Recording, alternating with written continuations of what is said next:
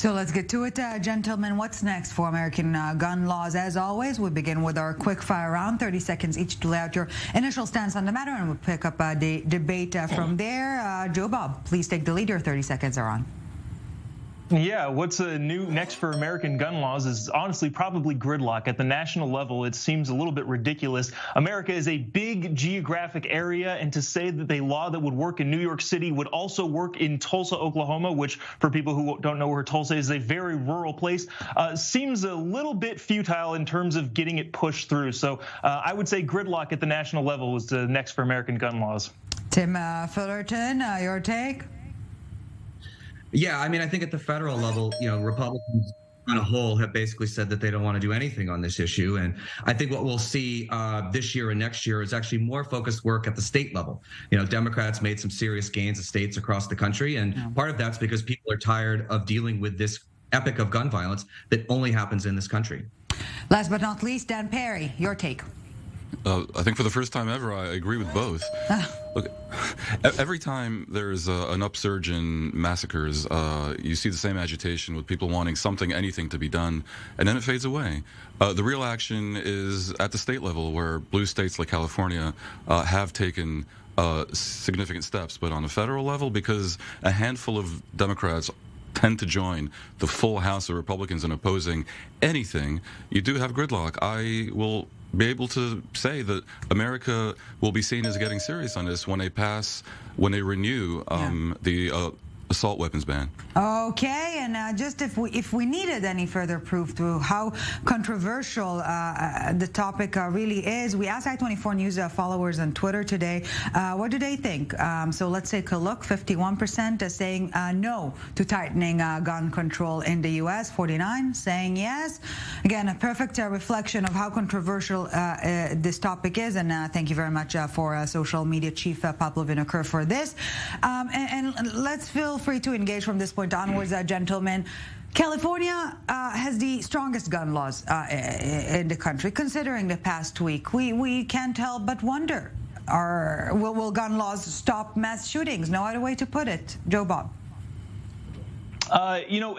To answer your question bluntly, I would say no. And the question that I would pose to everybody who's arguing specifically solely for gun laws is, why are we avoiding so many of the other variables that exist in this country? The point was made earlier that, this is the only country that this happens at. And it doesn't seem like a great argument to me. To me, it reminds me that, yes, there are other countries around the world that have high numbers of gun ownership. And instead of looking at the United States as the demon country, why don't we look at the other countries and go, what are they doing culturally to encourage their citizens to be educated on firearms and to not have these sorts of tragedies? And by the way, nobody is pro mass shootings. Nobody on the conservative side of the aisle or the pro gun side of the aisle wants these things to happen. I'm just looking at it as a broader picture rather than just solely focusing on gun control. Why are we completely avoiding everything else? I think I can answer the question. I have had to do with the coverage of about 100 countries.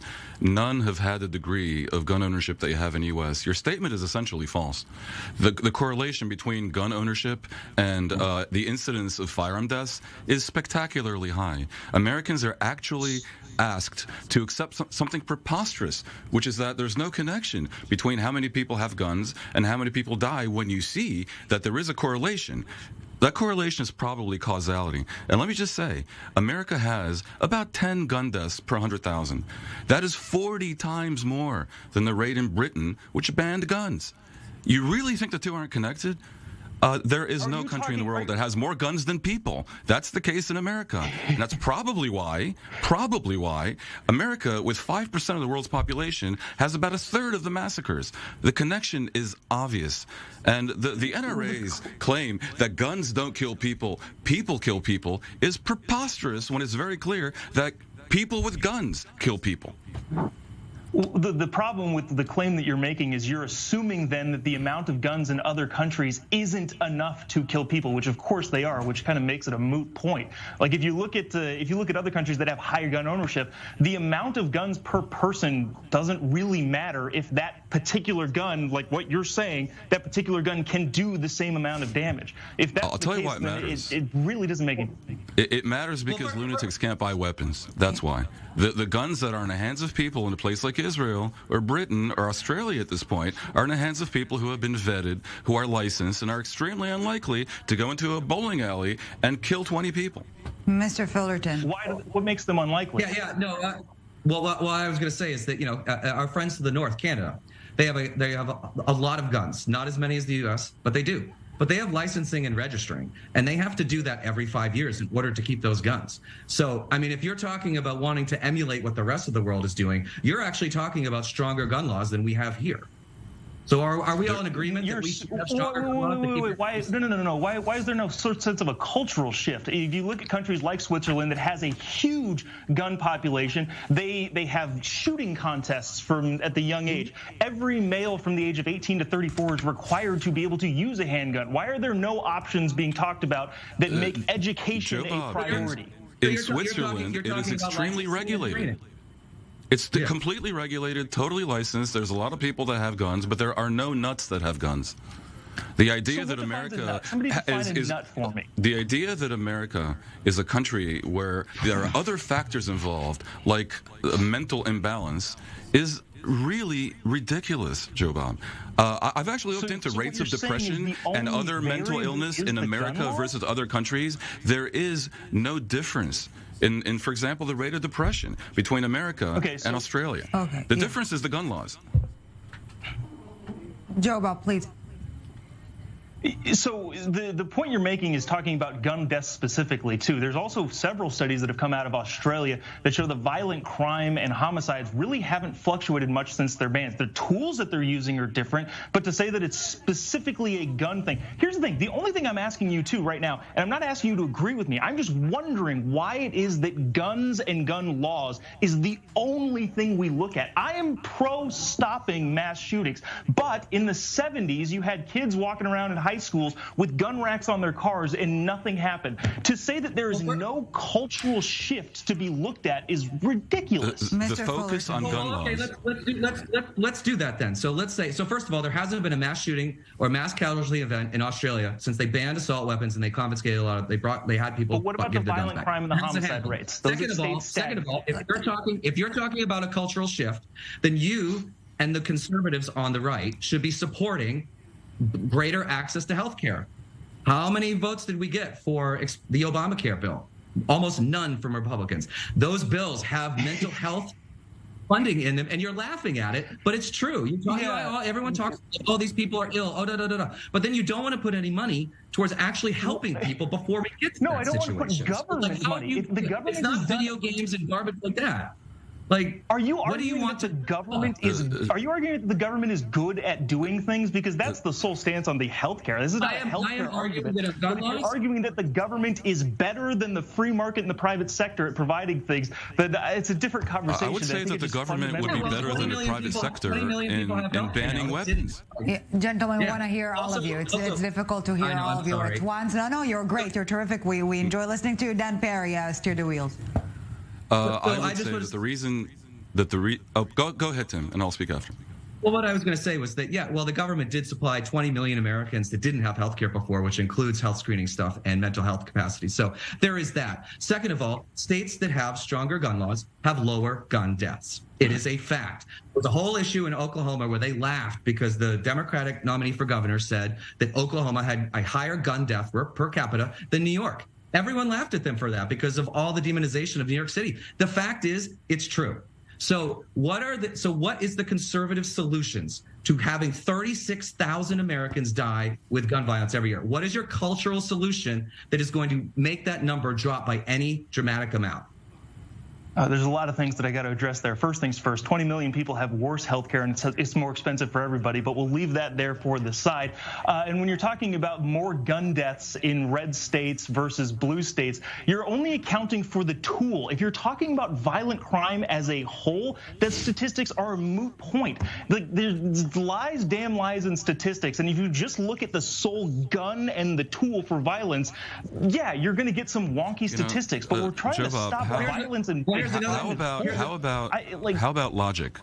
I've yet to encounter a knife that can kill 20 people before the wielder is disarmed.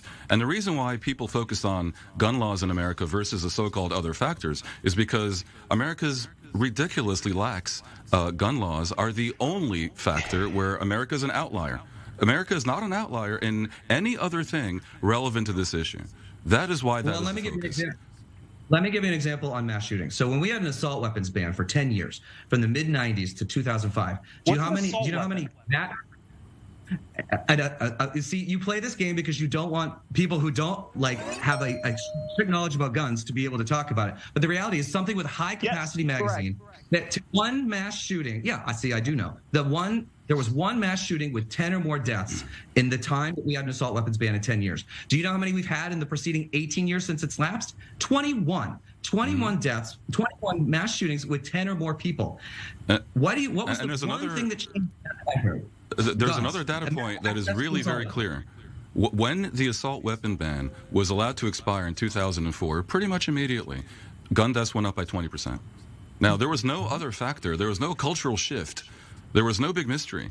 The correlation was clearly causal. Jobob, 18 seconds before we wrap up this part of the debate. If you ban cars, auto deaths are going to go down, but guess what? Public transit deaths are going to go up. You're talking about a tool. You're not talking about a cultural shift towards anti-violence. That's what I'm trying to get at here. You're talking about specifically a tool.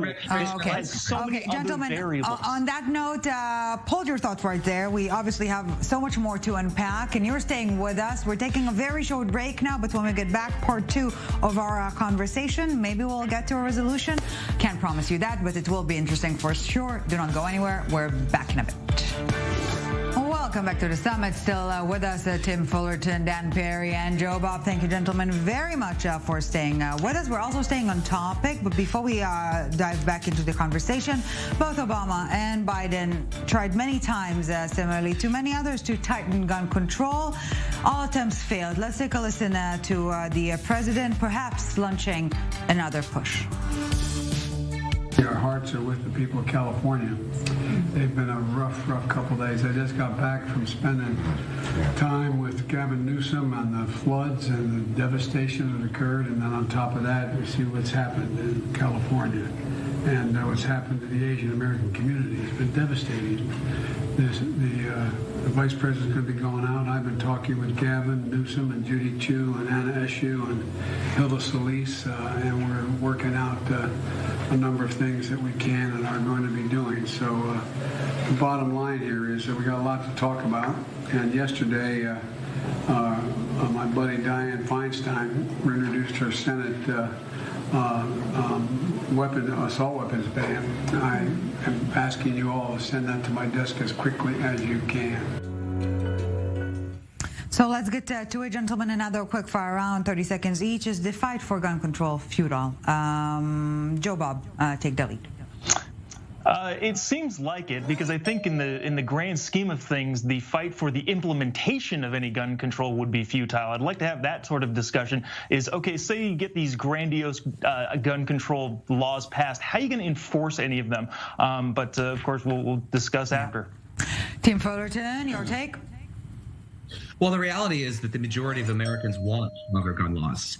There's roughly 92%, according to a Quinnipiac poll, that has said that Americans want universal background checks. I think most people don't even realize that there are thousands of private sales per year that are done, and there is no background check. And we need to close that. I think people want it done. I think there are some Republicans that want it done. It won't happen at the federal level. The states will continue to enact their laws as well. Last but not least, Dan Perry.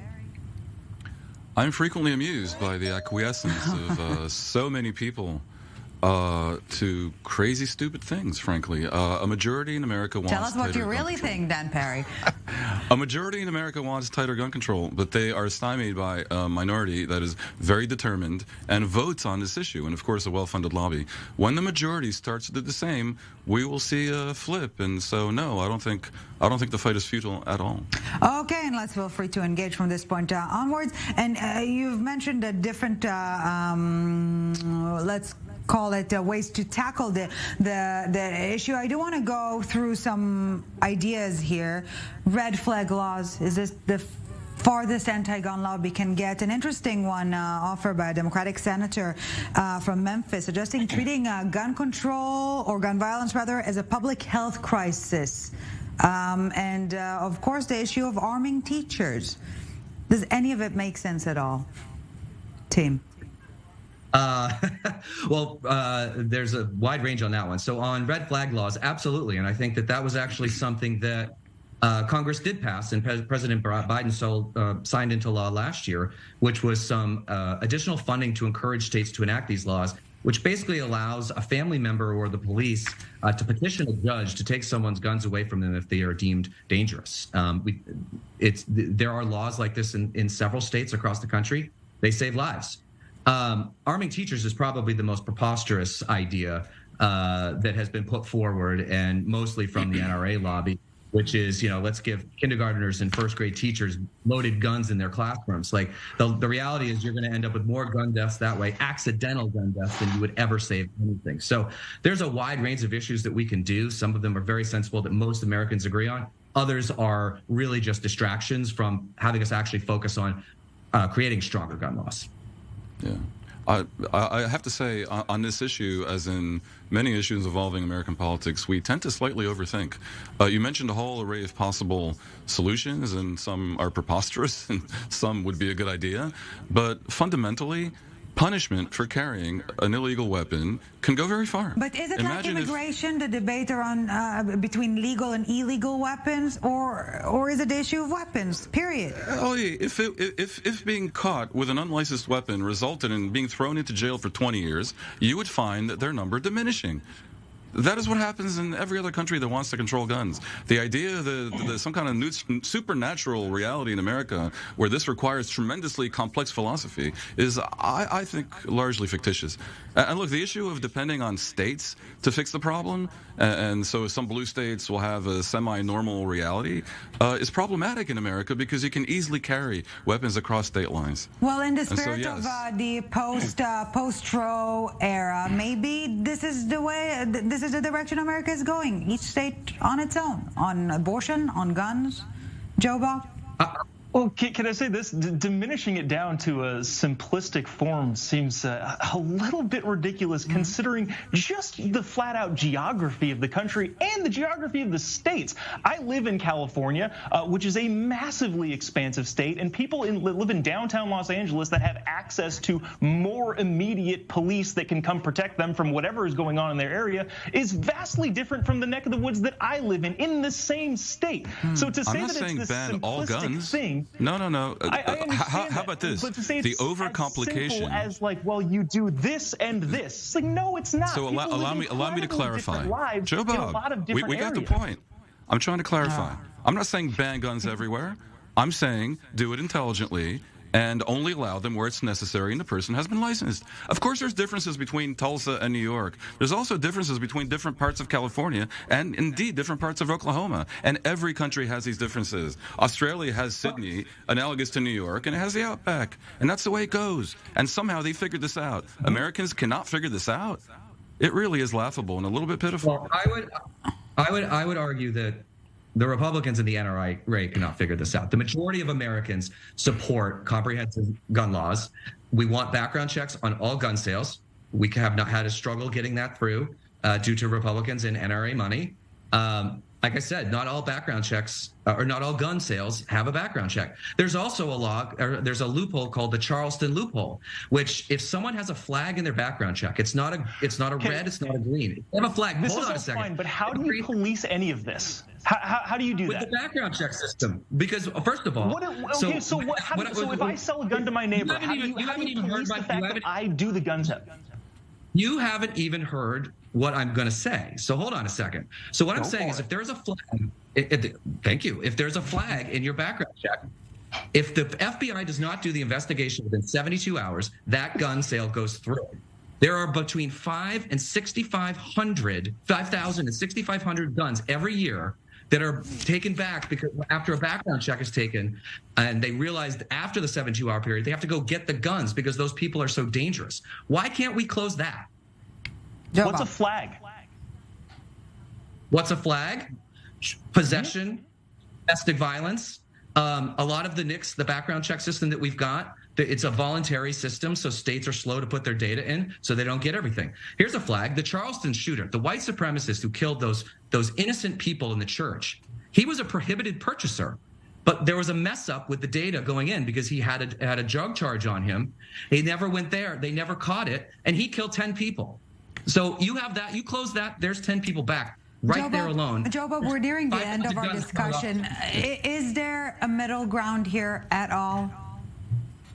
I would love for a middle ground to be Americans should be more educated on firearms. We have a huge misunderstanding of how firearms are used, how they work. There's a Vice News reporter that put an unfired, I forget what caliber round into a fence and said, look at how damaging these communities are. There's clearly a lack of understanding and education revolving around firearms. Do you honestly really think that the massacre happened because the shooter didn't know how to use a weapon? He rather clearly knew how to use a weapon. That. No, hold on. Don't put words in my mouth. That's not the case that I'm making. I'm talking about the fact that you have a populace that's entirely unaware of how guns work, and those are the people trying to legislate the firearms in this country. That's what I'm saying. And if more people knew how guns work, how would that fix the problem? If more people were aware of guns, maybe you would have more guns in more different places with people educated and trained to use them. And if you have more good guys with guns, and then you can stop more bad guys with guns. More guns, more violence, more violence, needing more guns. Gentlemen, it has been an utter pleasure listening to you. Hopefully we'll see you again on the show. Team Fullerton, Jobob, and Dan Perry, thank you very much for your time and insight. It's truly been a pleasure.